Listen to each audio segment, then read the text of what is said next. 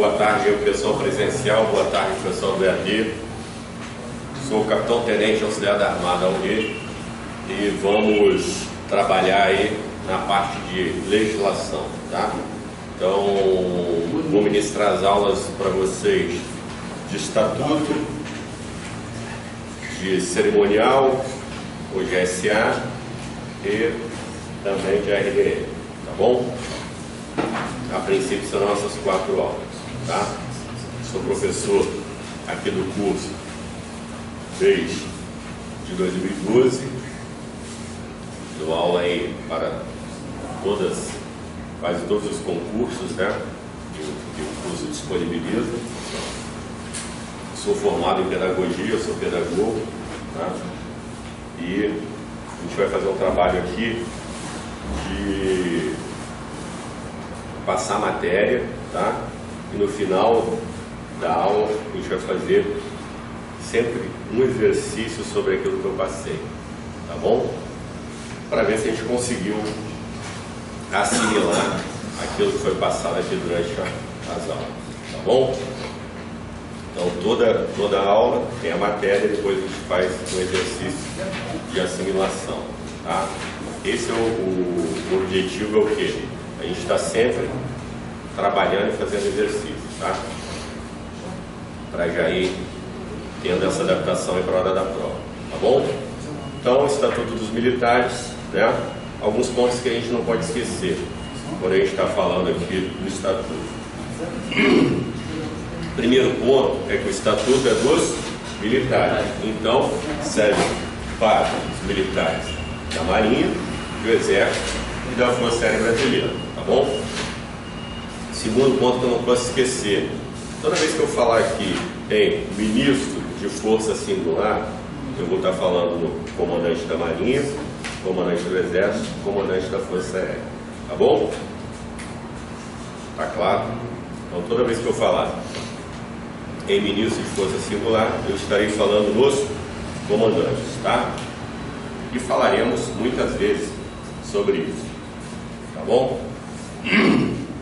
Então, o Estatuto dos Militares é o quê? O Estatuto dos Militares é o documento que vai estar relacionado os direitos, os deveres, as obrigações e as prerrogativas dos militares, tá? No artigo 1 ao 49, nós vamos basicamente estudar deveres e obrigações, tá? Do artigo 50 ao 79, nós vamos estudar os direitos, tá bom? Então, a gente não pode esquecer que nós temos deveres e obrigações, mas também temos direitos e prerrogativas, tá? Se cair lá na prova, qual é o documento que trata dos direitos, das obrigações, dos deveres e das prerrogativas, eu já sei que é o Estatuto dos Militares, tá bom? Dentro do Estatuto dos Militares, a gente vai ver um pouquinho de 2 documentos importantes aqui pra gente, tá? Toda vez que eu falar aqui em contravenção e transgressão disciplinar, a gente vai estar falando de um documento, que é o Regulamento Disciplinar das Forças Armadas, tá? Toda vez que eu falar em crime, a gente está falando de outro documento, que é o Código Penal Militar, tá bom?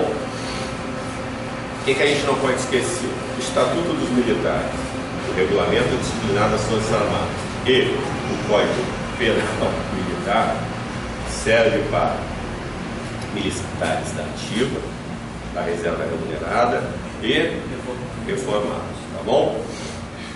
Então a gente não pode esquecer isso. E quando a gente fala em regulamento disciplinar, a gente vai estar falando também de conselho de disciplina e conselho de justificação, tá bom? Então são alguns pontos que a gente não pode esquecer em momento algum aqui durante as aulas, tá ok? Então, vamos lá.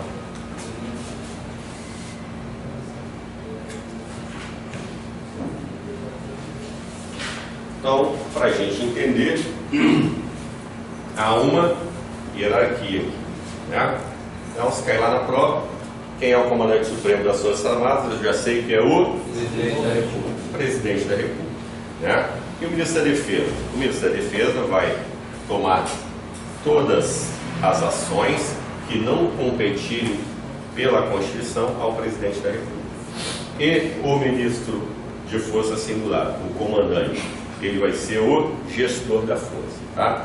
Então ele vai fazer a gestão da sua força, tá bom? Então não podemos esquecer. Então, primeiro, vem o presidente da República, a autoridade suprema das Forças Armadas.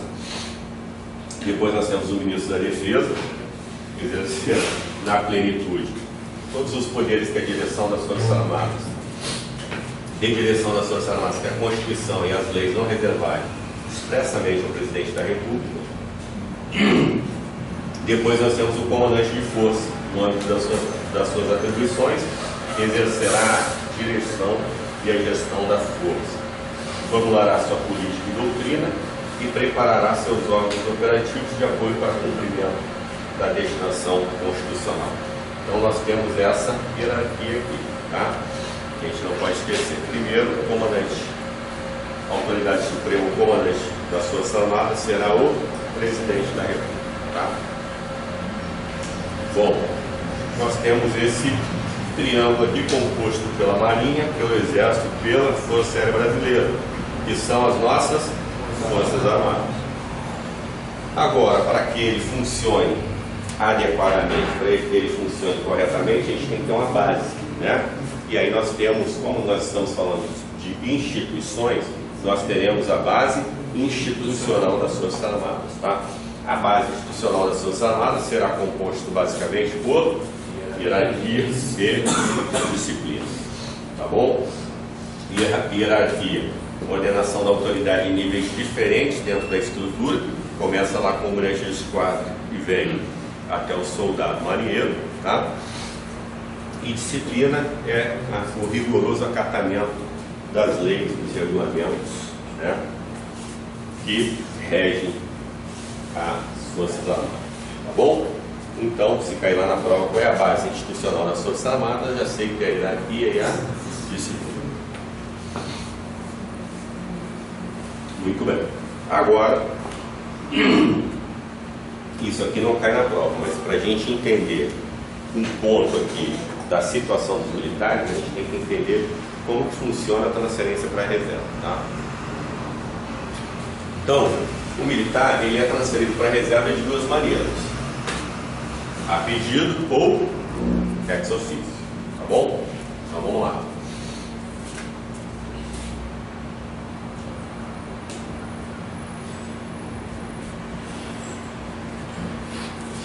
Todos nós temos uma idade limite para ficar nas Forças Armadas, tá bom? Cada posto de graduação vai ter uma idade limite, não é igual para todo mundo, tá? Então, para exemplo aqui, eu vou usar a idade limite do suboficial, que é a última graduação das praças, tá? Então, a idade limite do suboficial é 54 anos, tá bom? Então, essa é a idade limite, tá bom?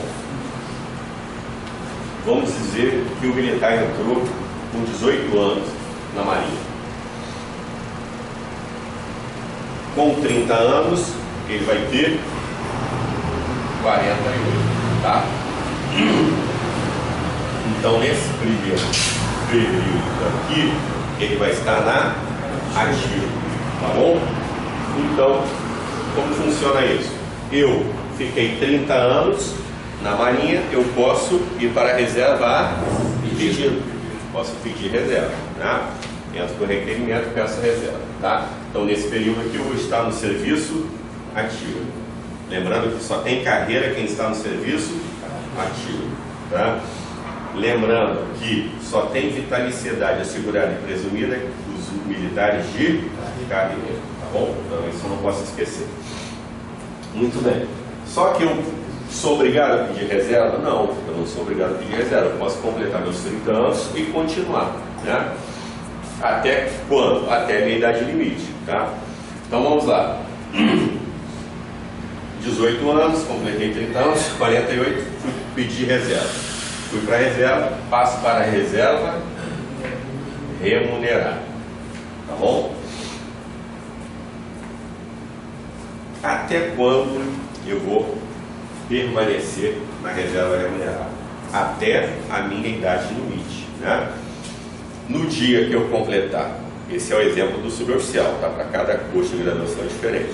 No dia que eu completar 54 anos, eu passo da reserva remunerada a reformada, tá bom? Então não posso confundir isso. Agora, e se eu não pedir reserva, né? Continuar 30 anos, 48, continuando de serviço ativo, no dia que eu completar 54 anos, eu vou para a reserva ex officio, tá bom? Automaticamente, minha idade limite 54 anos, só que eu passo direto para a condição de reformada, tá bom? Tá claro isso? Alguém ficou com dúvida? Não? Muito bem. Agora, o que eu tenho que entender aqui? Porque quando eu for ver a situação dos militares, eu vou ver que o militar tem apenas duas situações. Ou ele está na ativa, ou ele está na inatividade. Isso é um ponto, tá bom? É fato. E contra fato, não há argumento, tá? Agora eu tenho as situações, né? Na ativa eu tenho 5 situações. Na inatividade eu tenho 3 situações, tá bom? Então vamos lá. Quando o militar está na ativa, né? Quais situações? Primeiro, quem vai estar na ativa são os militares de carreira, né? Depois, aqueles que estão cumprindo o serviço militar inicial e suas prorrogações. Depois, terceiro caso, os da reserva remunerada, quando convocados, reincluídos, mobilizados, tá?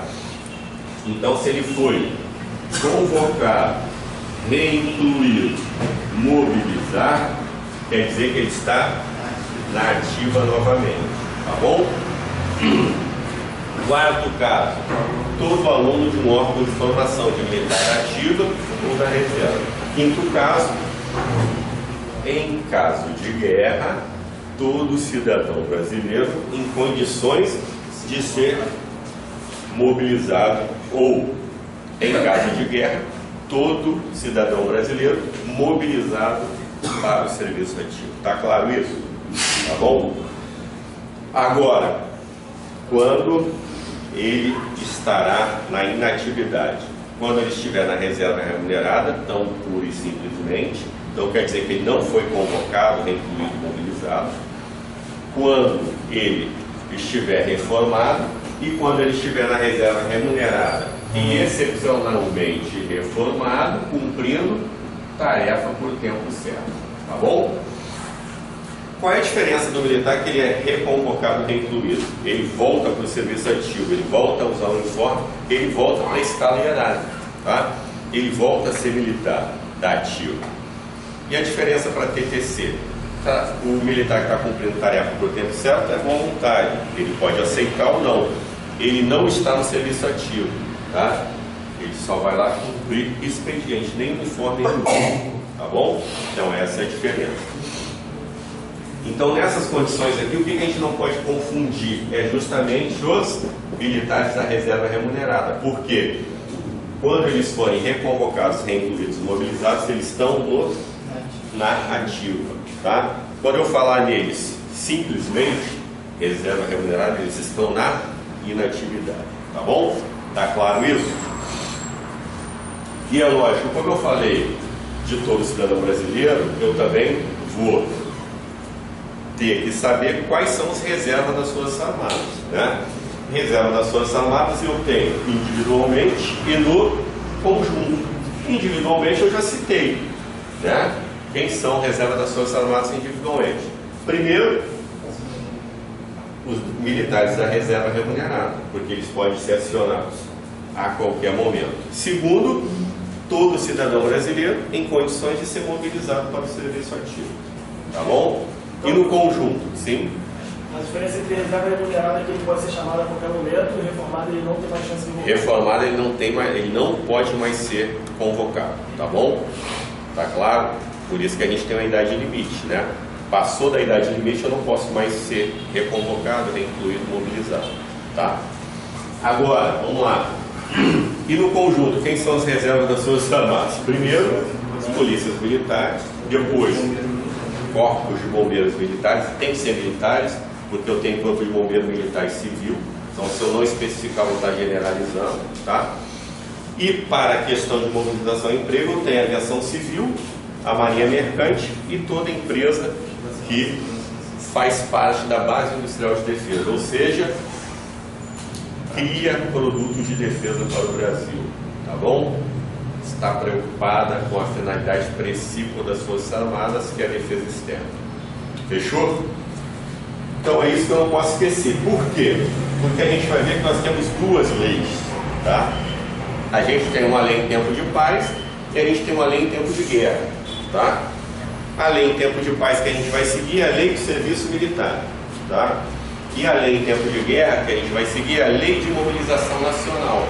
O que é a lei de mobilização nacional? A lei de mobilização nacional rege que, em tempo de guerra, todos os recursos humanos e materiais do país estarão à disposição das Forças Armadas, tá bom? Por quê? Porque a gente sempre vai pensar no poder naval, tá? O que é o poder naval? O poder naval é o que garante a segurança para o meu país, né? O que é segurança? Segurança é a condição que eu tenho de manter a soberania, manter a integridade territorial, manter o povo livre de agressões e ameaças. Isso é segurança. Eu consigo garantir a segurança por meio do meu poder nacional. O poder nacional, ele é composto de 5 expressões: expressão política, expressão econômica, expressão psicossocial, expressão ciência e tecnologia e expressão militar, tá? Então, eu uso o meu poder nacional para garantir a segurança. Quando o poder nacional não consegue garantir a segurança do meu Estado, eu vou usar uma expressão do poder nacional, que é a expressão militar, tá bom? A expressão militar é composta basicamente do quê? Capacidade de mobilização, por isso que eu tenho a lei de mobilização nacional, e as Forças Armadas, modernas, adestradas e preparadas, tá bom? Sempre atuando unificado, tá? Então, isso que faz parte da minha expressão militar e que faz parte do meu poder nacional, tá bom? Então, não posso ter dúvida nisso, tá? Tá bem claro isso que eu falei até agora? Alguém ficou com dúvida? Não? Então, vamos lá. Então, transferência para a reserva a pedido poderá ser concedida ao militar da ativa que contar com mais de 30 anos. Então, vou pedir reserva, né? Nessa situação aqui, se eu pedir reserva com 30 anos, dos 48 aos 54, eu vou ficar na reserva remunerada, tá bom? Se eu não pedir, quando eu completar 54 anos, eu vou passar a ser reformado, tá bom? E será transferida ex officio para a reserva o militar que haja atingido a idade limite para a permanência no serviço ativo, tá bom? Então, só para a gente ter uma ideia de postos, né? A idade limite, 66, 64, tá bom? Então, cada posto de graduação tem uma idade limite diferente. Eu coloquei aqui a social, só como exemplo, tá bom? Dúvida? Alguém ficou com dúvida dessa explanação? Tem um almirante que é mais velho que 66, né? Tem um almirante que é mais velho, tem mais idade que 66 anos, só aparece não.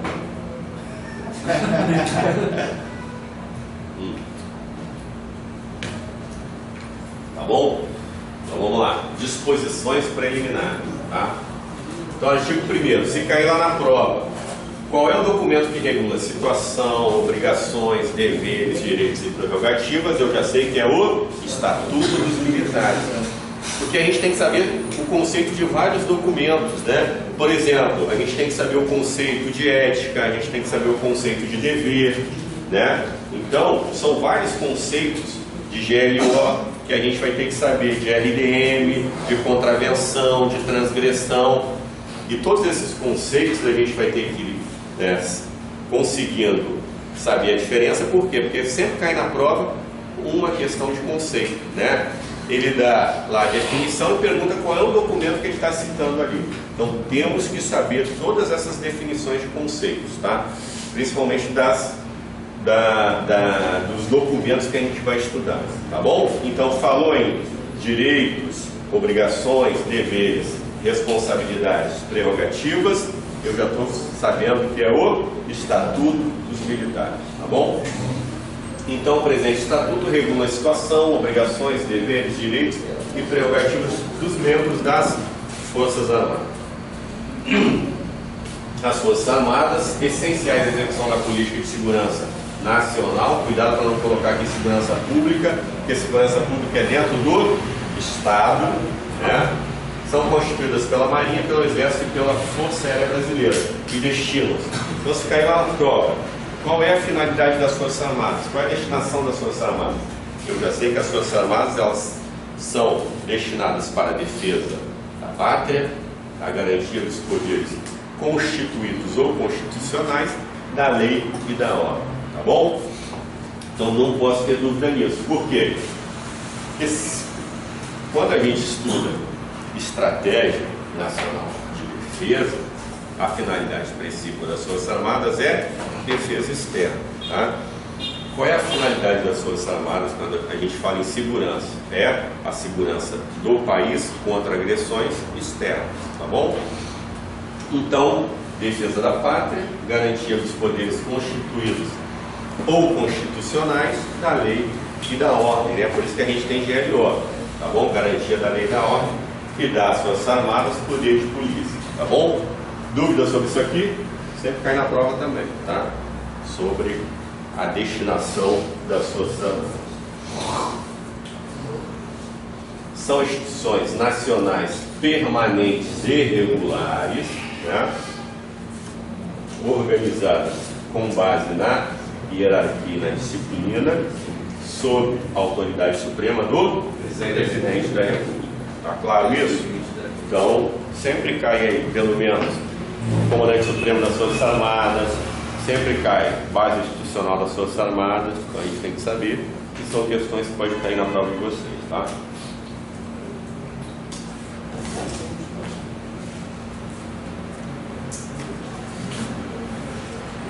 Os membros das Forças Armadas, em razão de sua destinação constitucional, formam uma categoria especial de servidores da pátria e são denominados militares, né? Os militares encontram-se em uma das seguintes situações, duas apenas, ou ele está na ativa ou na inatividade, tá bom? Tá claro isso? Então não posso confundir, ou ele está na ativa ou ele está na inatividade. Então na ativa eu tenho 5 situações. Primeiro, os de carreira. Depois, os incorporados às Forças Armadas para cumprir o serviço militar, tá bom? Então, os incorporados às Forças Armadas para a prestação do serviço militar inicial, durante os prazos previstos na legislação que trata do serviço militar, ou durante as prorrogações daqueles prazos. Terceiro, os componentes da reserva remunerada, olha só, quando convocados, reincluídos, designados ou mobilizados. Então, quando ele fala quando, eu já subentendo que ele foi convocado, tá bom? Então, se ele foi convocado, ele voltou para ativo, tá bom? Quarto, os alunos de órgãos de formação de militares da ativa e da reserva. E quinto, em tempo de guerra, não posso esquecer isso aqui, tá bom? Todo cidadão brasileiro mobilizado para o serviço ativo nas Forças Armadas. Dúvida? Está bem claro? Questão de prova. Então, não posso esquecer que aqui é em tempo de guerra, porque eu estou falando em mobilização, lei de mobilização nacional. Depois, na inatividade. Primeiro, eu tenho os da reserva remunerada. Aqui não fala que eles foram convocados, reincluídos e mobilizados, tá? Então, quando pertenço à reserva das Forças Armadas e percebo a remuneração da União, porém sujeitos ainda à prestação de serviço na ativa mediante convocação ou mobilização. Nesse caso aqui é naquele período ainda que não completou a idade máxima. Exatamente, esse período aqui, tá? Mas aqui, nessa situação, ele não foi convocado, ele pode ser convocado. Tá? Segundo, os reformados, quando tendo passado por uma das situações anteriores, estejam dispensados definitivamente da prestação do serviço na ativa, mas continuem a receber a remuneração da União. Então são esses aqui. Tá? Então, reformado não pode mais ser convocado de maneira alguma. E por último, os da reserva remunerada e os reformados executando tarefa por tempo certo. Tá bom? Tá claro isso? Alguém ficou com dúvida? Situação dos militares na ativa ou na inatividade. Na ativa, quantos casos? 5 casos. Na inatividade, quantos casos? 3 casos. Tá bom? Fechou? Muito bem. Agora vamos lá. Os militares de carreira são os da ativa, que no desempenho voluntário e permanente do serviço militar têm vitalicidade assegurada ou presumida. Tá bom? Então, só tem vitalicidade assegurada ou presumida os militares de carreira. Tá? O que é isso? Tem qualidade no Estado porque é vitalício, dura a vida inteira, né? E aqui a gente tem como exemplo militares de carreira, tá bom? Então não posso esquecer disso. São considerados reserva das Forças Armadas. Então vou ter duas situações, individualmente ou no conjunto. Individualmente eu tenho duas situações, no conjunto eu tenho 3 situações, tá? Que eu não posso esquecer. Então vamos lá. Individualmente, primeiro, os militares da reserva remunerada, logicamente, né? Segundo, todo cidadão brasileiro, tá bom? Que a gente viu anteriormente, os demais cidadãos em condições de convocação ou mobilização para ativa, tá bom? E depois do conjunto, então tá aqui, né? Por exemplo, mulher também? Sim, né? Porque quando a gente fala em mobilização, a gente está falando de guerra, a gente está falando de lei de mobilização nacional. Em tempo de paz, pela Constituição, quem está dispensado do serviço militar inicial? As mulheres, né? E quem mais? Os eclesiásticos, né? As mulheres eclesiásticos estão dispensados do serviço militar inicial, mas aqui a gente está falando de tempo de guerra, tá bom?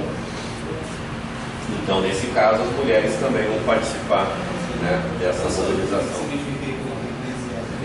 Quem está no seminário, né, quem está nessa vida, né, depois entra como capelão, né? Tá? E no conjunto, primeiro eu tenho as polícias militares e os corpos de bombeiros militares, não posso esquecer disso, tá? E para a questão de mobilização e emprego, eu também tenho a aviação civil, marinha mercante e toda empresa que faz parte da base industrial de defesa, tá? Então, marinha mercante, aviação civil, as empresas declaradas diretamente pilotadas, as finalidades expressivas das Forças Armadas, denominada atividade, efeitos de mobilização e de emprego, também são reservas das Forças Armadas, né?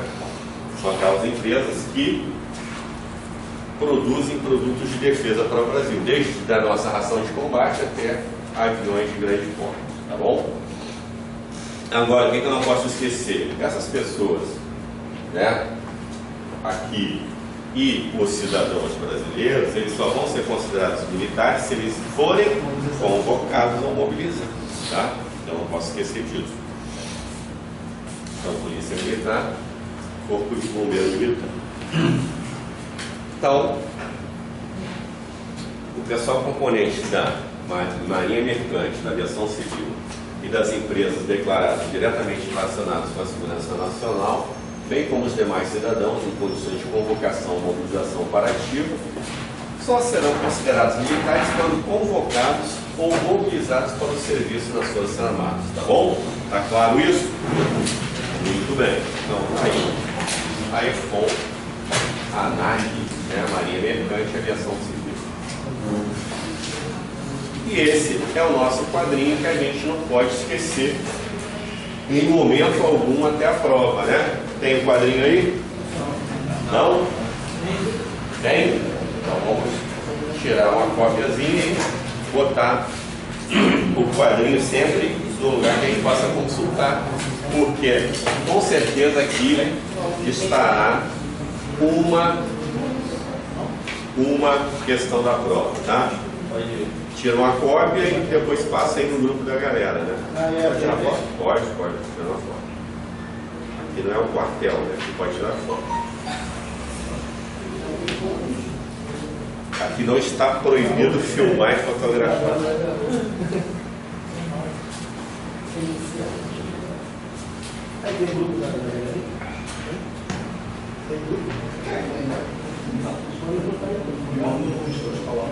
Aí bota aí no grupo para a galera, né? Em vez de estar vendo sacanagem na internet, fica vendo aqui o quadrinho do militar, situação dos militares e reserva das Forças Armadas, tá bom?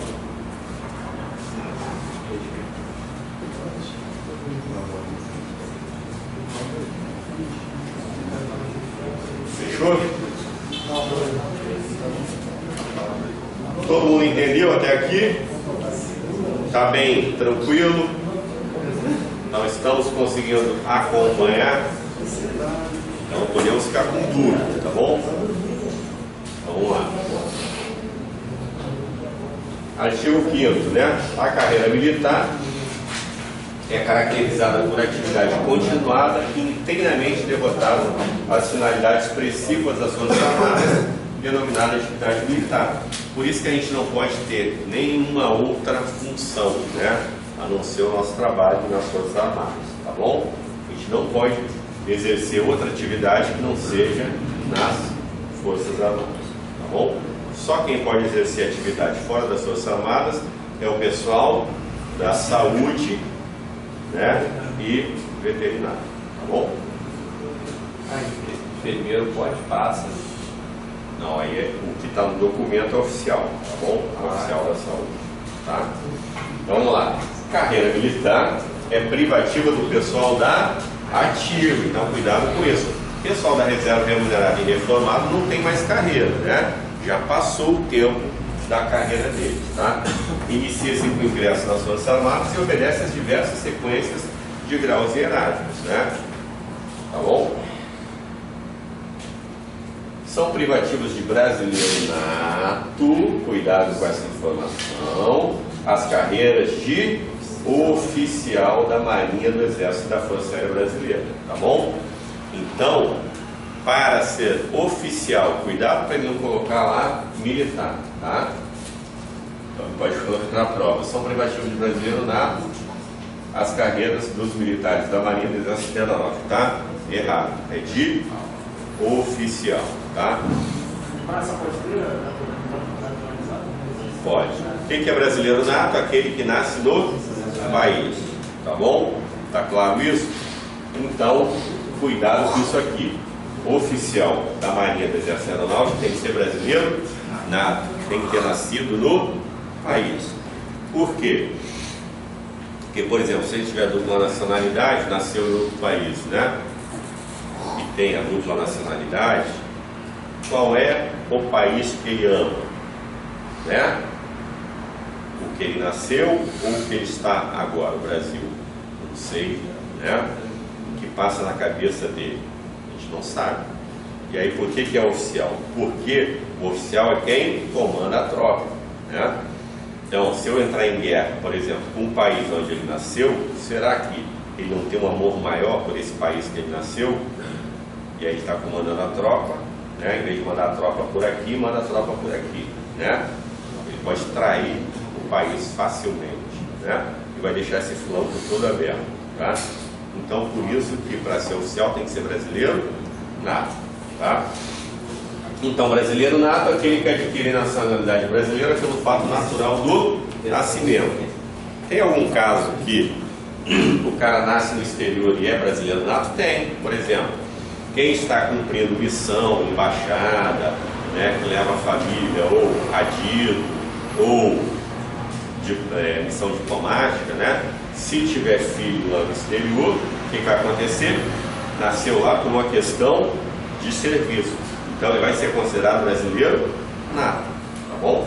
Então, A condição dele ter nascido lá foi a condição do serviço. Então, brasileiro nato é quem nasce no país, né? São equivalentes às expressões. Por que a gente usa essas expressões, né? Fala que são equivalentes. Porque eu posso servir não somente na Marinha, né? Eu posso servir na Marinha. Eu posso ser da Marinha, mas eu posso servir na Marinha, no Exército, na Força Aérea, na Presidência da República, na Vice-Presidência da República, no Ministério da Defesa ou em qualquer outro órgão federal, tá? Desde que é autorizado pelo meu comandante, né? Ministro de Força Singular. Então, na ativa, da ativa, no serviço ativo, em serviço nativo, em serviço, em atividade ou em atividade militar, conferida aos militares no desempenho de cargo, comissão, cargo, incumbência ou missão, serviço ou atividade militar ou considerada de natureza militar. Nas organizações militares das Forças Armadas, bem como na Presidência da República, na Vice-Presidência da República, no Ministério da Defesa e nos demais órgãos, quando previsto em lei, ou quando incorporados às Forças Armadas. Tá bom? Até aqui, estou sendo bem claro, tá? Fácil de acompanhar. Hã? Não, isso aqui, pode ficar tranquilo, isso aqui não vai cair em prova. Essas expressões é só para a gente saber que pode usar qualquer uma dessas expressões, tá bom? Por quê? Porque a gente não serve só na Marinha, a gente serve em todos esses órgãos, tá bom? Então, assim, não é uma questão que vai cair na prova, né? Qual é a expressão que é usada na Marinha? Qualquer uma dessas, tá bom? Mas é só para a gente entender que há todas essas expressões aqui, tá bom?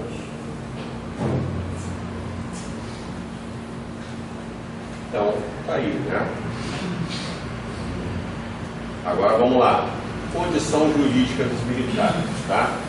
Então, a condição jurídica dos militares é definida pelo dispositivo da Constituição que lhes sejam aplicados por este Estatuto e pela legislação que lhes outorgam direitos e prerrogativas e lhes impõe deveres e responsabilidades, ou deveres e obrigações, né? Então, a condição jurídica, o disposto nesse Estatuto, aplica-se no que couber a quem, né? Aos militares da reserva remunerada e reformados, porque aqui eu já subentendo, se ele está na reserva remunerada e reformado, porque ele já foi da ativa, né? Aos alunos de órgãos de formação da reserva, né? Então nós temos os órgãos de formação de oficiais da reserva, por exemplo, CPOR, EFON, tá bom? Aos membros do magistério militar, tá? São aqueles oficiais que fazem um concurso interno, né? Para apenas dar aula, então o militar é formado em alguma área e é feito um concurso para ele atuar apenas como professor. Ele vai ser designado para uma instituição de ensino, tá? E aí tem um pouquinho diferente, tá? A questão dele com a dos demais oficiais, né? E aos capelães militares, que também é um pouquinho diferente, tá bom? Então o capelão militar também tem uma condição diferente, né? O capelão, ele tem basicamente uma função a bordo, né? É uma função social, né? Então você não vai ver um capelão militar de serviço, por exemplo. Assim como o pessoal que é militar e compõe o magistério militar também não dá serviço, né? Então tem algumas peculiaridades, tá? Então o capelão militar tem essa peculiaridade, né? De tratar das questões sociais da tripulação, tá? Então, principalmente na OEB, hoje não tem um assistente social, né? Tem muitas OEBs que não tem assistente social, mas tem o capelão que vai fazer essa questão social. Então, todo mundo que está com algum problema, né, conversa com o capelão para que o capelão possa, né, ajudar de alguma maneira, tá bom? E a gente vê a importância, né, tanto do padre como do pastor, né? Antigamente não tinha pastor, tinha só padre, né? Então, por exemplo, na Guerra do Paraguai, vocês já estudaram história? Vou estudar história, né? Então, na Guerra do Paraguai, o que aconteceu? Nós estávamos perdendo a Guerra do Paraguai, né? Então, a tropa estava, né, totalmente largada lá no sul, né? Moral baixo, né? Moral totalmente baixo. tá? E aí chamaram aqui no Rio de Janeiro o Duque de Caxias, né? Duque de Caxias, que é conhecido como o pacificador, né? Então, Duque de Caxias, quando chegou lá no sul e viu o estado da tropa, qual foi a primeira ação que ele tomou? Foi construir uma capela, né?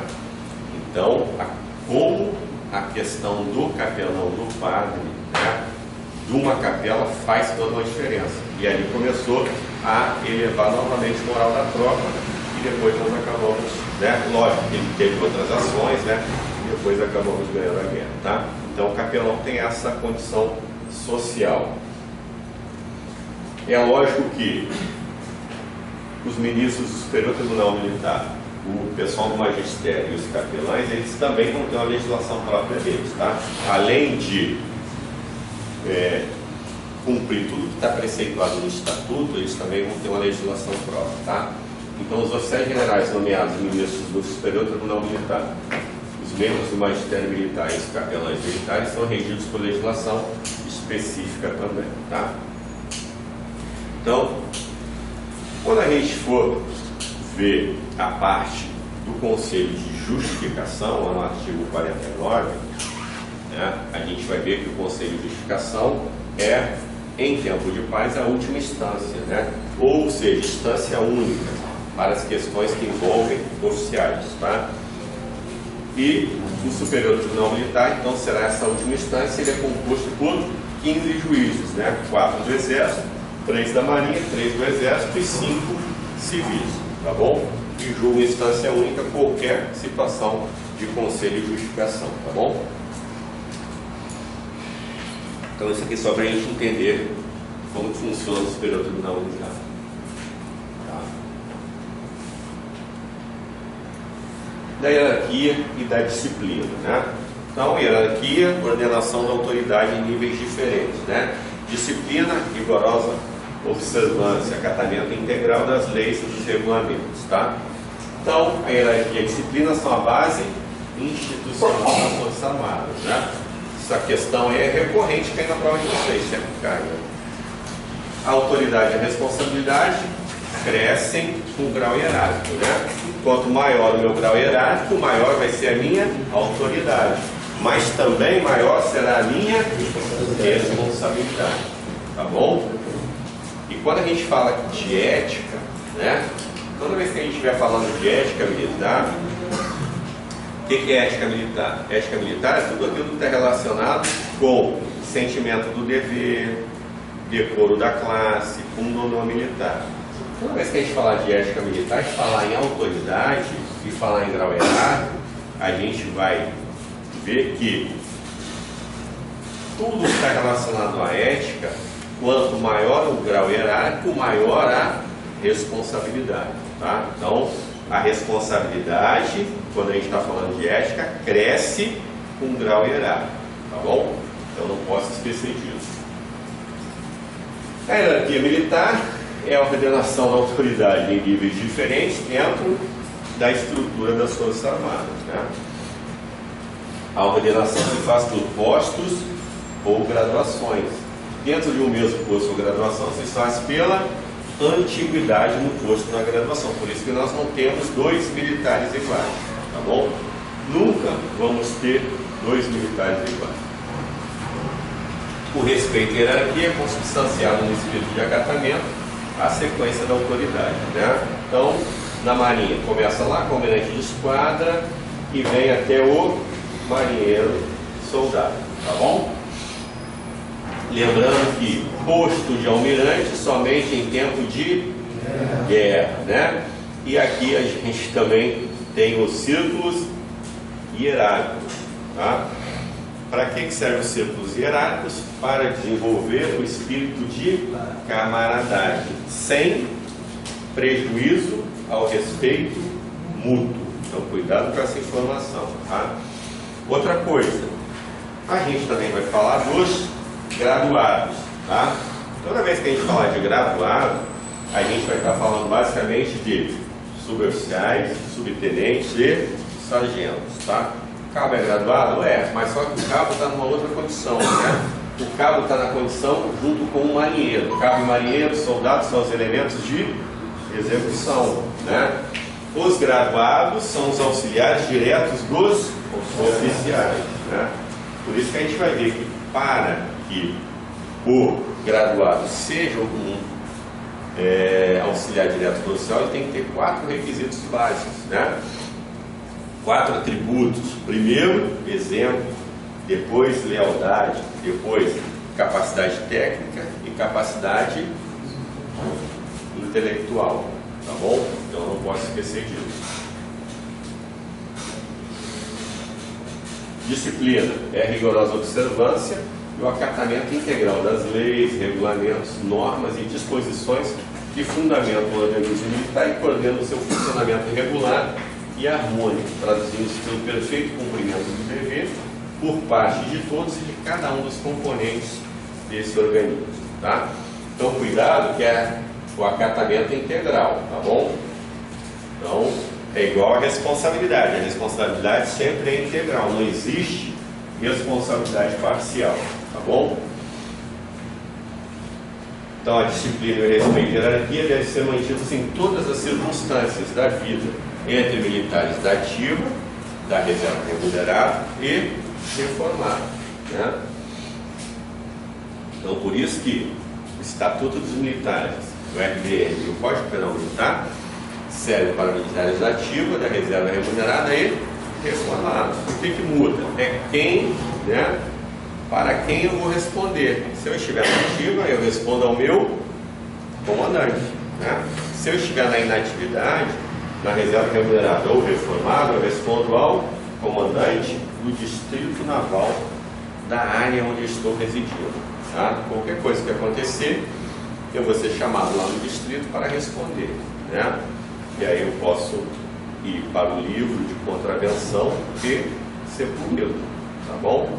Quem vai punir? Se for oficial, normalmente é o comandante do distrito. Se for praça, normalmente é o CGS, tá bom?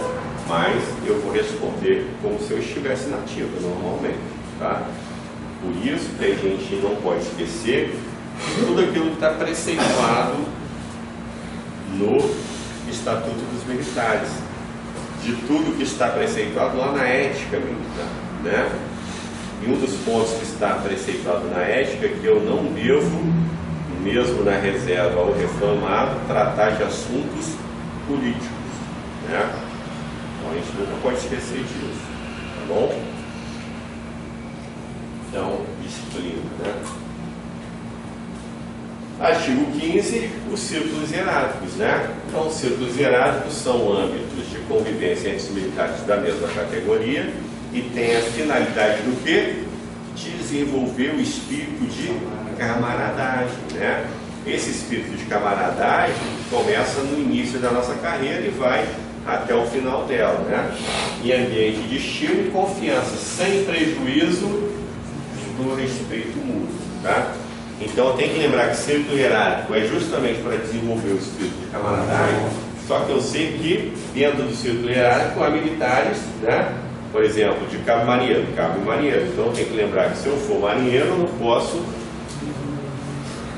né, prejudicar o respeito mútuo, tá bom? Tá claro isso? Então não podemos ter dúvida.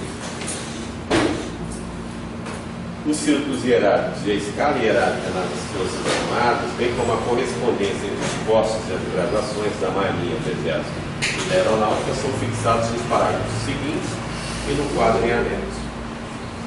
Então, aqui estão os nossos círculos hierárquicos, né? Então, almirante, marechal e marechal do ar somente em situação de guerra. Não posso esquecer isso, tá?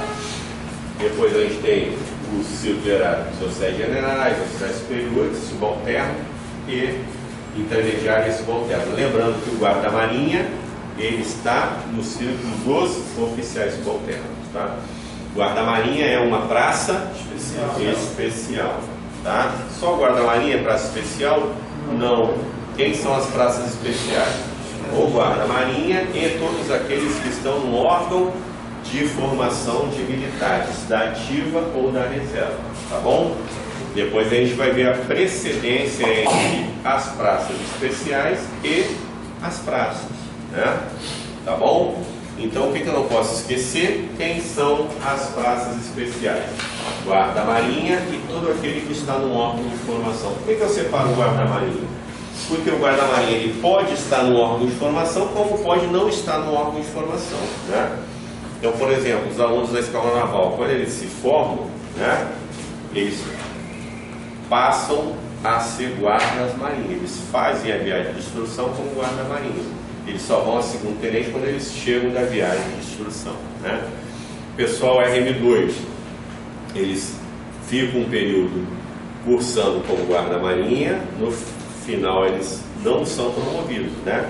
Eles se formam e ficam 6 meses como guarda-marinha para depois ser promovido a segundo tenente, tá? Então, por isso que o guarda-marinha tem essa condição especial.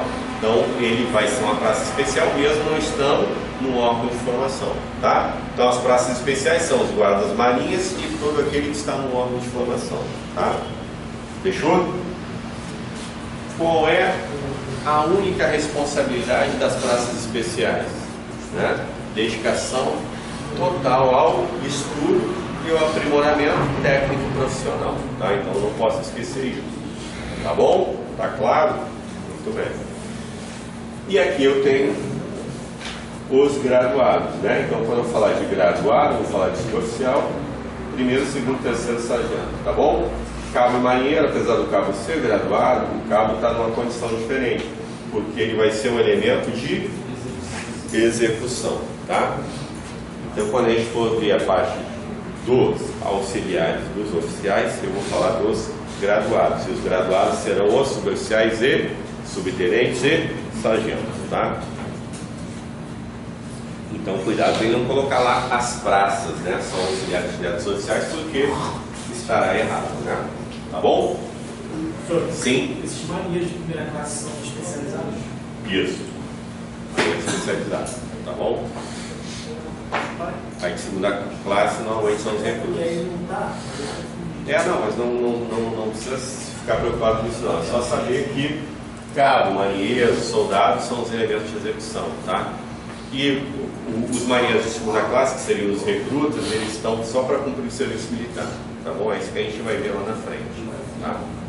Então tá claro para quem servem círculos hierárquicos? Para desenvolver o espírito de camaradagem sem prejuízo ao respeito mútuo, tá bom?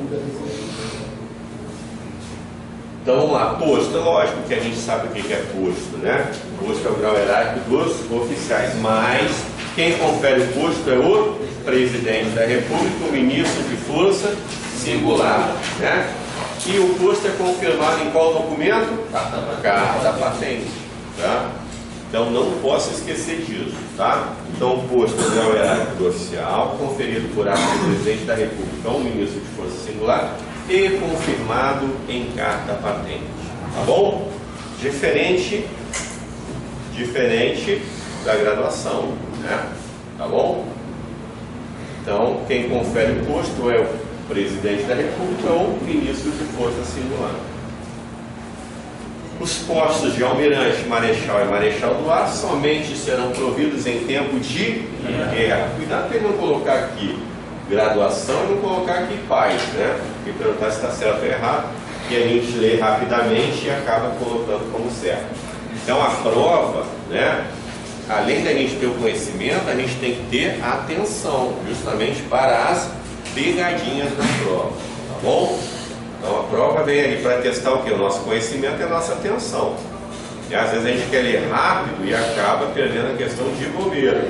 Então na prova a leitura é importantíssima, tá? A leitura na hora da prova é importantíssima. Escalar o que ele está perguntando na questão, né? Porque às vezes a gente lê a questão e acaba confundindo. Então tudo tem que ser feito com muita calma, tá? Muita tranquilidade, para não perder questão de bobeira e depois se arrepender. Caraca, se eu acertasse essa eu tinha passado, tinha ido, né? Como eu errei essa de bobeira, eu não fui. Olha só o problema, né? Aí começa a entrar, né, problema psicológico ou falta de atenção. Então a única coisa que a gente pode até perder uma questão por não ter conhecimento, Agora, a gente não pode perder uma questão por falta de atenção. Tá? Graduação é o grau hierárquico da praça, só que, enquanto o posto é conferido por ato do presidente da República ou do ministro de força singular, a graduação é conferida por ato da autoridade competente, e não temos um documento, né?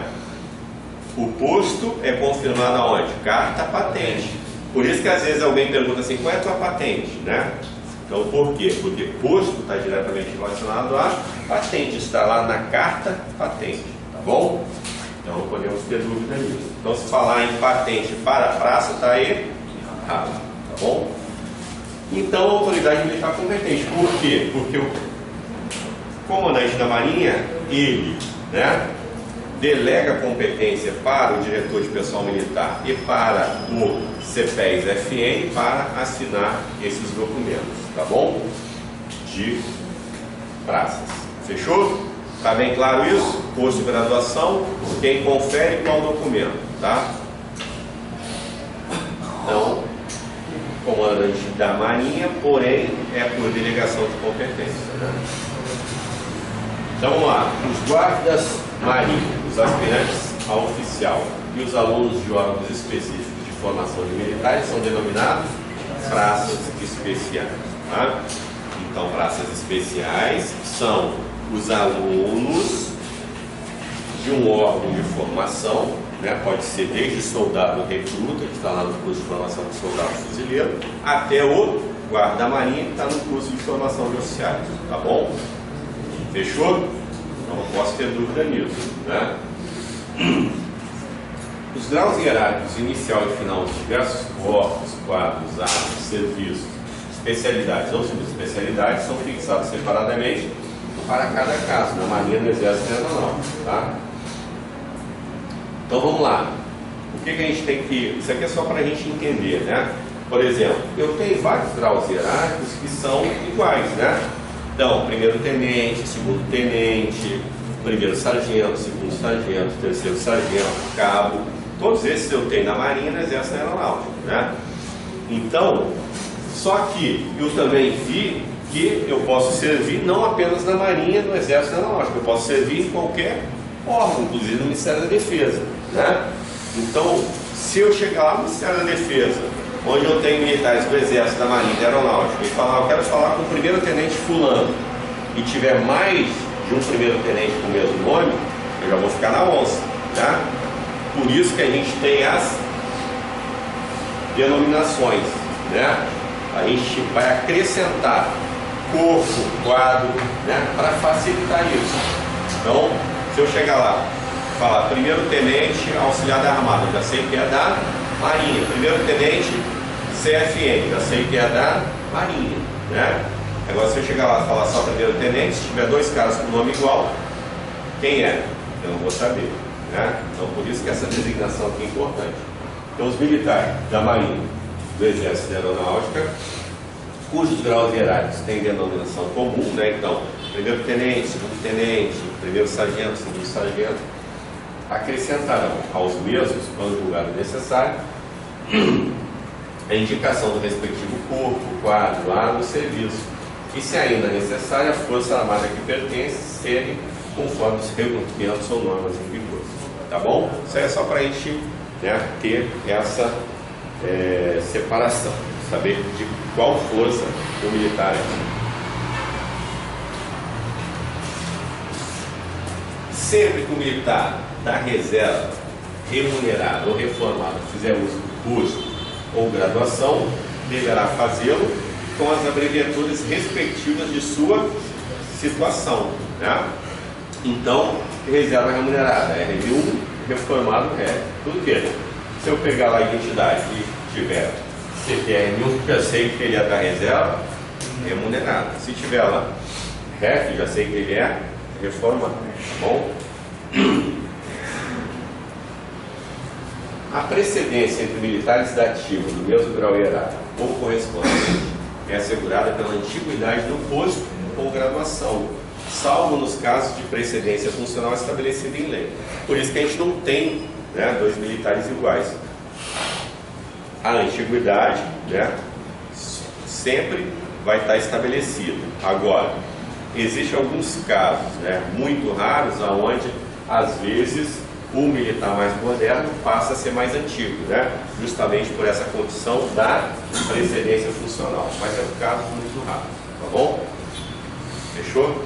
Então, só o militar mais moderno só passa a ser mais antigo em situações de precedência funcional, tá bom?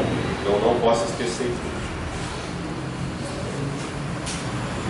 A antiguidade em cada posto ou graduação é contada a partir da data da assinatura do ato da respectiva promoção, nomeação, declaração e incorporação, salvo quando estiver taxativamente fixada outra data, né? Às vezes promovido dia 18, contando a antiguidade a partir do dia 20, né? Então, tem esses casos. Mas normalmente é no ato da assinatura. No caso do parágrafo anterior, havendo empate, a antiguidade será estabelecida entre militares do mesmo corpo, no quadro arma ou serviço, pela posição nas respectivas escalas numéricas ou registros existentes em cada força, né? Então, cada um tem um número, né? Nos demais casos, pela antiguidade do posto da graduação anterior, se ainda assim subsistir a igualdade, recorrer-se-á sucessivamente aos graus hierárquicos anteriores, a data de praça e a data de nascimento para definir a precedência. Nesse último caso, o de mais idade será considerado o mais antigo.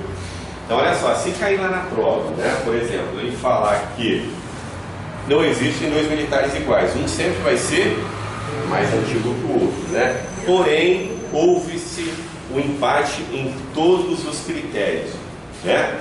Qual vai ser o critério para desempate? A data de nascimento. E o militar mais antigo será o mais velho, tá bom? Tá claro isso? Então, basicamente, o que a gente tem que lembrar disso aqui é que se houver empate em todos os requisitos para determinar a antiguidade, né, usará-se a data de nascimento e o mais velho será o mais antigo. Tá claro isso? Então não posso ter dúvida. Na existência de mais de uma data de praça, inclusive de outra força singular, prevalece a antiguidade do militar que tiver maior tempo de efetivo serviço na praça anterior ou nas praças anteriores. E entre os alunos de um mesmo órgão de formação de militares, de acordo com o regulamento do respectivo órgão, se não estiverem especificamente enquadrados nas letras A, B e C, né? Normalmente, quando é um órgão de formação, é pela nota da prova, né? Lógico que se tiver militar que fez a prova e passou, os militares vão ser mais antigos que o pessoal que é paisano, né? Então, por exemplo, se vocês são soldados fuzileiros ou cabo, fizerem prova para a ESA, né? Vão chegar lá na ESA, vão ser mais antigos do que o pessoal que está vindo, né, do paisano, logicamente, tá bom? Então, isso é só para a gente saber que vai ser de acordo com o órgão. Agora aqui, em igualdade de posto ou de graduação, os militares da ativa têm precedência sobre os militares da reserva. Olha só, cuidado com essa informação. É em igualdade de posto ou graduação, tá? Não vamos achar que em qualquer situação o militar da ativa tem precedência sobre o da reserva. Não é assim, tá bom? Então, somente em igualdade de posto ou graduação, o militar da ativa tem precedência sobre o militar da reserva, tá? Tá claro isso? Então não posso ter dúvida, né? Entendemos isso? Alguém ficou com dúvida sobre isso? Tá bom? Então, em igualdade, se eu sou primeiro tenente e ele é primeiro tenente, eu estou na ativa e ele na reserva, tem precedência. Se eu sou primeiro tenente e ele é capitão, quem tem precedência é ele, mesmo ele estando na reserva, tá bom? Em igualdade de posto ou de graduação, a precedência dos militares de carreira na ativa e os da reserva remunerado ou não, que estejam convocados, ou seja, estava na reserva e foi convocado, mobilizado, tá bom? É definida pelo tempo de efetivo serviço no posto ou na graduação, tá? Então eu e ele, né? Eu sou capitão de fragata, ele é capitão de fragata, tá bom? Só que eu tenho 2 anos a mais que ele, eu sou 2 turmas acima da turma dele, tá? eu fui a capitão de mar e guerra e pedi reserva, né?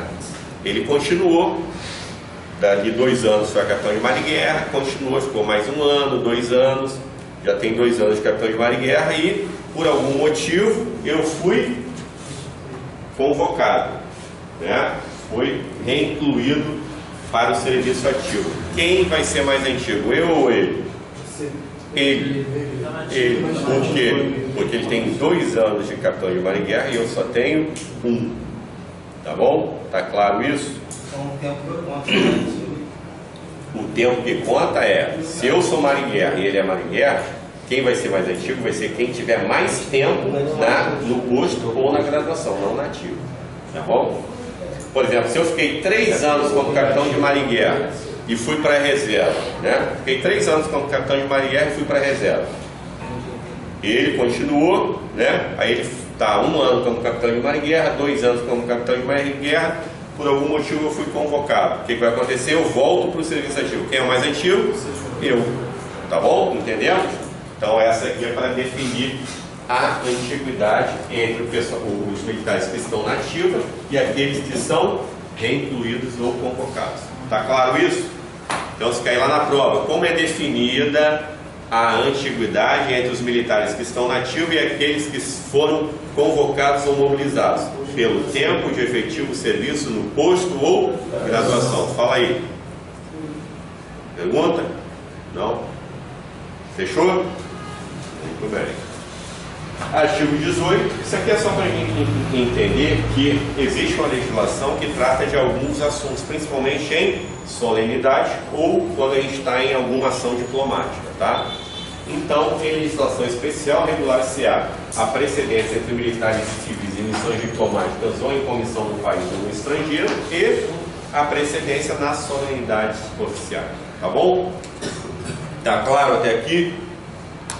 Alguém ficou com dúvida até o que a gente viu nesse exato momento? Todo mundo entendeu tudo? Tá bem claro? Pode ficar com dúvida, né? Ficar com dúvida agora, depois vai ficar com dúvida em casa, não vai perguntar e vai ficar com dúvida na hora da prova, tá? Então, tem dúvida, pergunta, tá bom? Então agora vamos fazer um pequeno intervalo e depois a gente continua, tá bom? Então vamos lá. Então vamos lá, galera, continuando aqui. Olha só, presta atenção agora, precedência, tá? Entre praças especiais e as praças, tá? Então, quem são as praças especiais? Guarda-marinha e todo aquele que está no órgão de formação de militares da ativa ou da reserva, tá? Então, vamos lá. Primeiro, guarda-marinha. Depois, aluno da escola naval. Depois, suboficial, subtenente. Primeiro, sargento. Segundo, sargento. Terceiro, sargento. Aluno do colégio naval. Depois, cabo. Aluno do curso de formação de oficiais da reserva. Depois, marinheiro. Soldado. Tá bom? Então, aqui a gente vai ver a precedência entre as praças especiais e as praças, tá bom? Então, olhando aqui, a gente já sabe que o guarda-marinha é superior a todas as demais praças, tá bom? Tá claro isso? Muito bem. Olhando aqui, eu já sei que o aluno da escola naval é superior aos suboficiais e subtenentes. Por que que eu não posso falar então que o aluno da escola naval é superior a todas as demais praças? Porque ele é superior ao guarda-marinha, né? Os alunos da escola naval são superiores aos suboficiais e subtenentes. Logo, todo mundo que está abaixo deles, tá bom? Depois, os alunos do colégio naval são equiparados aos terceiros sargentos, aos quais tem precedência, né? Então, se tiver um aluno do colégio naval e um terceiro sargento lá no Marcílio para ser atendido. Quem vai ser atendido primeiro? Não, o colégio naval, tá? Agora aqui, os alunos dos cursos de formação de oficiais da reserva, eu posso colocar CPUR, posso colocar o pessoal da EFON, né? Eles são equiparados aos cabos, tá bom? E terão precedência sobre eles se estiverem fardados. Então, cuidado com essa informação. Não acha que os alunos do curso de formação de oficiais da reserva serão equiparados aos cabos se estiverem fardados. Não é isso, tá? Independente de estar fardado ou não, são equiparados aos cabos. Agora, terão precedência ou não se estiverem fardados, tá? Então, cuidado com essa informação, tá? E os alunos do curso de formação de sargentos vai depender da antiguidade, né? Então, eu sou cabo, ele é cabo, né? Eu sou mais antigo que ele. Ele passou na prova de sargento, eu não passei, né? Ele vai cursar sargento. Quem é mais antigo? Eu, né? Ele só vai ser mais antigo que eu quando ele for nomeado terceiro sargento. Tá bom? Tá claro isso? Alguém ficou com dúvida sobre a precedência? Então vamos lá. Então, os guardas marinhos aspirantes a oficial são hierarquicamente superiores às demais praças, né? Então, guarda-marinha superior a todas as demais praças. Fechou? Agora vamos lá. Os aspirantes, alunos da escola naval, são hierarquicamente superiores aos suboficiais e subtenentes, tá? Não posso falar que eles são superiores às demais praças, porque eles não são superiores ao guarda-marinha, tá bom? Depois, os alunos da escola naval, da escola preparatória de cadetes e do colégio naval, têm precedência sobre os terceiros sargentos, aos quais são equiparados. Então, os alunos do colégio naval são equiparados aos terceiros sargentos, aos quais têm precedência, independente de estar fardado ou não. Então, cuidado com essa informação, tá bom? Então, ele pode colocar lá na prova que os alunos do colégio naval só terão precedência sobre os terceiros sargentos se estiverem fardados. Não. Errado, tá bom? Eles vão ter precedência sobre os terceiros sargentos. Agora,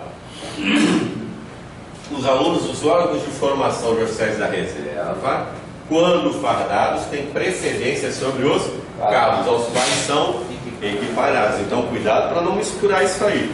Os alunos do curso de formação de oficiais da reserva são equiparados aos cabos. Isso é um fato.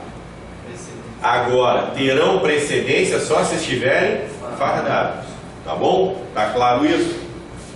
E por último, os cabos têm precedência sobre os alunos das escolas ou dos centros de formação de sargentos, que aí eles são equiparados, respeitado no caso de militares, a atividade relativa. Tá bom? Dúvida sobre precedência entre as praças especiais e as demais praças? Tá bem claro isso? Alguém ficou com alguma dúvida? Não? Muito bem. Então vamos lá. Aqui eu vou dar só uma pincelada para a gente iniciar, tá bom? Valor, ética, dever, tá bom? Então, o que a gente não pode confundir, né? Isso aqui a gente vai rever na próxima aula, só para a gente conseguir entender isso aqui.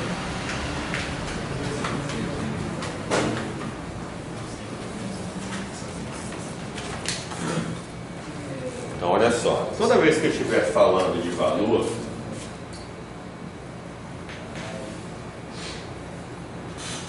valor é tudo aquilo que está dentro de mim, tá? Então, toda vez que eu estiver falando de valor, eu tenho que fazer a seguinte pergunta: é bom ou é ruim? Tá?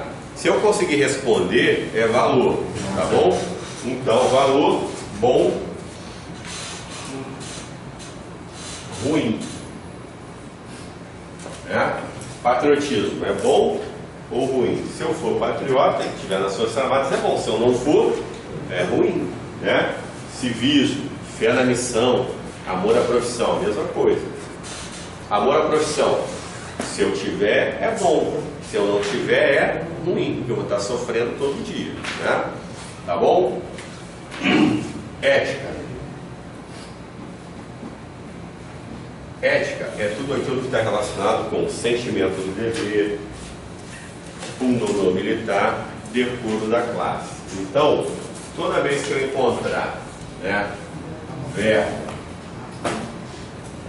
no infinitivo, terminações a, é, e, eu sei que é ética, né? Então, se tiver lá uma sentença e tiver iniciando com o verbo no infinitivo, eu já sei que está relacionado a ética, tá bom? Tem uma aqui que não se enquadra com você. Hã? Tem que não se enquadra com você. O ser não é um verbo no infinitivo. Terminação a, é, e. Hã? Aqui, ser. E? Sim, ser não é um verbo no infinitivo. Eu sou, tu és, ele é. Entendeu? Próximo. Ser é um verbo, né? Próxima.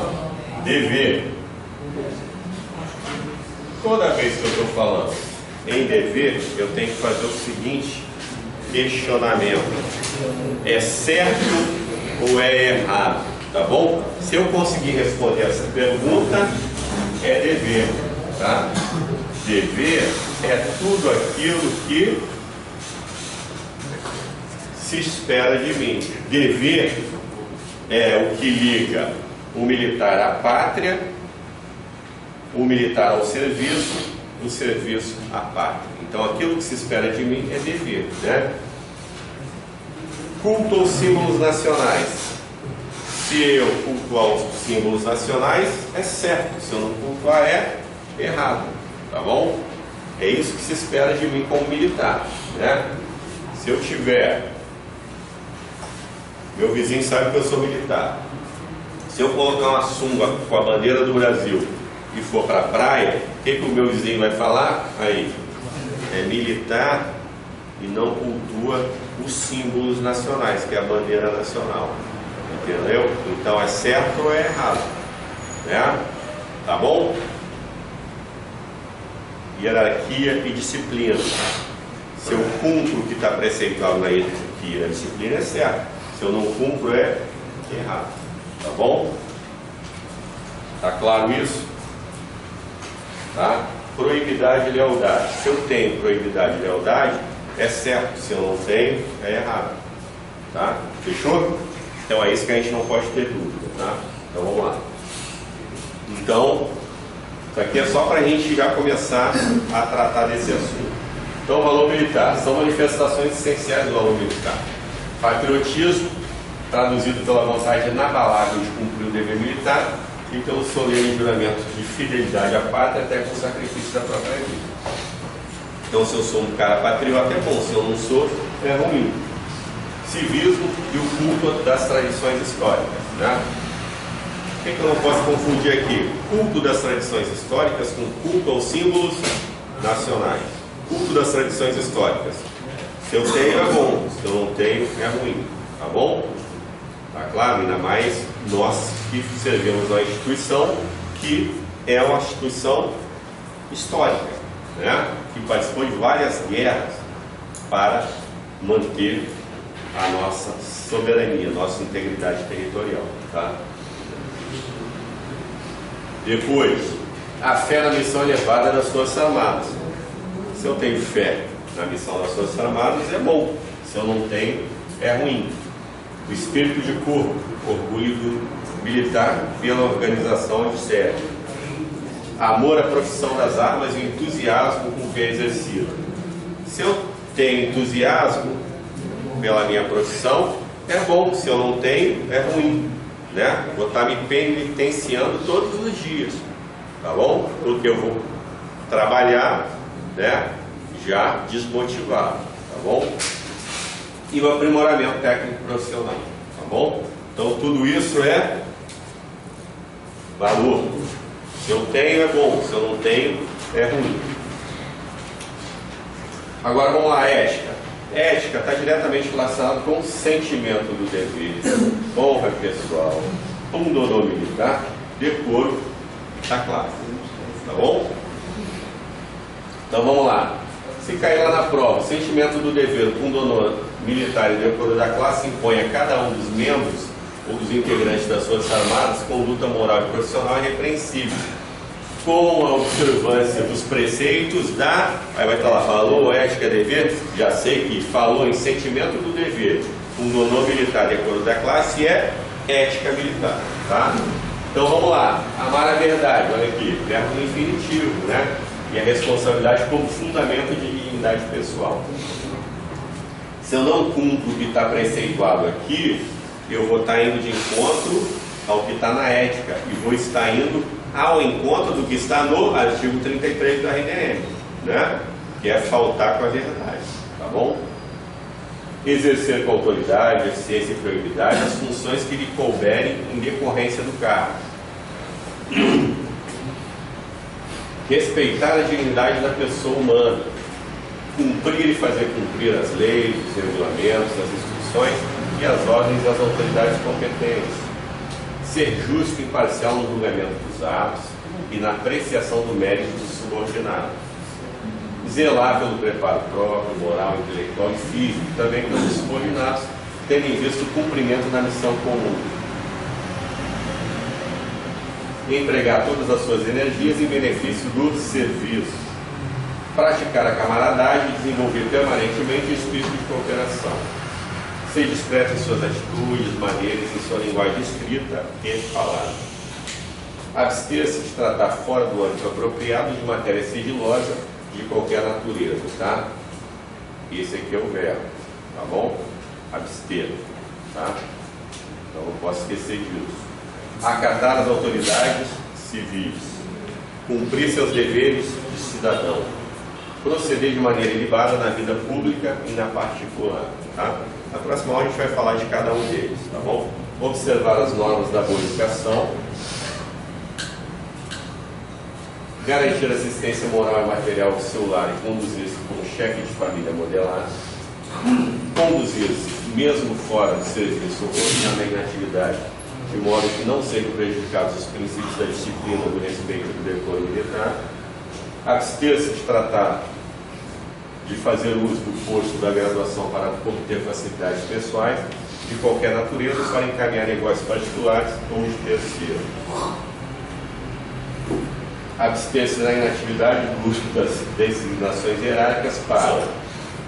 Abster-se quer dizer o quê? Você não pode fazer, tá bom? Então você não pode usar na inatividade as designações hierárquicas para atividades políticos partidárias, atividades comerciais, atividades industriais, para discutir ou provocar discussões pela imprensa a respeito de assuntos políticos ou militares, excetuando-se os de natureza exclusivamente técnica, se devidamente autorizado, e no exercício de cargo ou função de natureza civil, mesmo que seja na administração pública, tá? Então tudo isso aqui, quando você está na inatividade, você não pode fazer, tá? Depois, por último, zelar pelo bom nome das Forças Armadas de cada um dos seus integrantes, obedecendo e fazendo obedecer os preceitos da ética militar, né? Então, quando a gente entra para as Forças Armadas, a gente deixa de ser pessoa física e passa a ser pessoa jurídica, porque você está representando a instituição, né? O cara não quer saber se o fulano fez tal coisa, ele vai falar que o soldado, o fuzileiro naval fez tal coisa, né? Então essa é o que está diretamente relacionado a isso aqui. Você tem que zelar pelo nome da instituição, tá? Depois, por último, os deveres militares, né? Emanam de um conjunto de vínculos racionais que ligam o militar ao serviço e à pátria, tá bom? Aquilo que se espera de mim, aquilo que é certo ou errado. Dedicação e fidelidade à pátria. Se eu tiver dedicação e fidelidade à pátria, é certo. Se eu não tiver, é errado. É aquilo que se espera de mim. Respeito aos símbolos nacionais, probidade e igualdade, disciplina e respeito à hierarquia, rigoroso cumprimento dos deveres e das ordens, e trato de subordinado com dignidade e urbanidade, né? Então, se cair lá na prova, emanam de um conjunto de vínculos racionais bem como morais que ligam o militar à pátria ao seu serviço. É o que isso? É dever. Se ligar o militar à pátria ao serviço, é dever, é aquilo que se espera de mim, é aquilo que a sociedade espera de mim, tá bom? Então vamos lá. A dedicação e fidelidade à pátria, cuja honra e integridade das instituições devem ser defendidas mesmo com o sacrifício da própria vida. O culto aos símbolos nacionais. Cuidado para não confundir com culto às tradições históricas. Culto às tradições históricas é valor. Tá? Depois, proibidade e lealdade em todas as circunstâncias. A disciplina e o respeito à hierarquia. O rigoroso cumprimento das obrigações e das ordens. E a obrigação de tratar os subordinados dignamente com urbanidade. Tá bom? Então, se a gente entender isso aqui, a gente consegue separar, né, o que é valor, o que é ética, o que é dever. Tá? Não esquecendo, logicamente, do conceito de cada um. Né? Então, ética tem a ver com ética, sentimento do dever, fundonor militar, decoro da classe, honra pessoal. Né? E dever tem a ver com Obrigações. Não, mas olha só, dever, se cair lá na prova, a gente tem que lembrar daquele conceitozinho, né? Dever é o quê? O vínculo racional que liga o militar à pátria e ao serviço, tá bom? Fechou? Então não podemos ter dúvida nisso, tá? Mas isso aqui a gente vai voltar na próxima aula, né? Para ver isso aqui, depois a gente vai fazer um exercício só sobre valor, ética e dever, para a gente ver se a gente entendeu bem. Tá bom? Agora a gente vai fazer o exercício de hoje, né? 25 questões e depois vamos fazer a correção, tá bom? Então, vamos lá.